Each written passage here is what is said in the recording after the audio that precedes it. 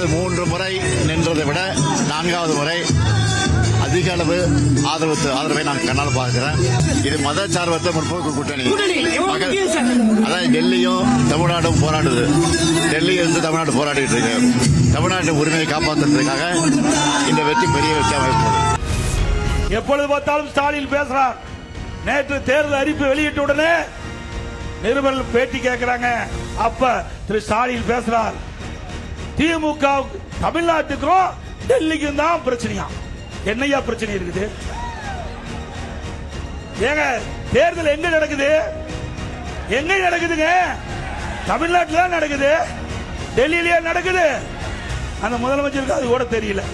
இப்படிப்பட்ட முதலமைச்சர் தமிழகத்துக்கு கொண்டு வந்து என்ன செய்ய போறோம்?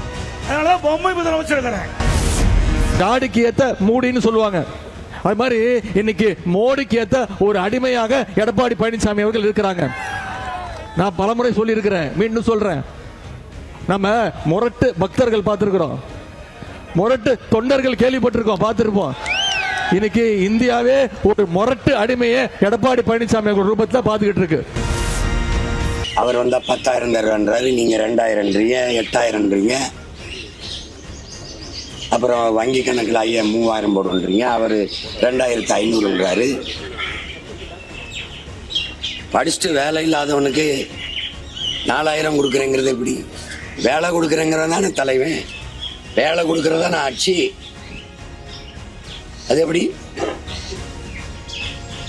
சாராய கடை மூடுவேன்னு ஒருத்தரும் சொல்ல மாட்டேங்கிறீங்க. பெண்கள் பாதுகாப்பு இல்லாத, சட்டம் ஒழுங்கு சரியில்லாத, போதைப் பொருள் அதிகமா இருக்கிற நம்ம தமிழ்நாட்டை நம்ம காப்பாத்தி ஆகணும்.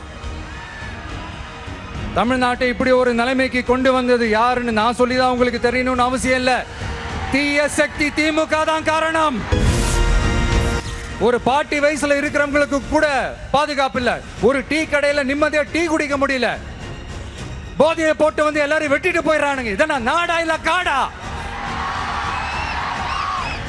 இங்க கவர்மெண்ட் ஒண்ணு இருக்குதா இல்லையா?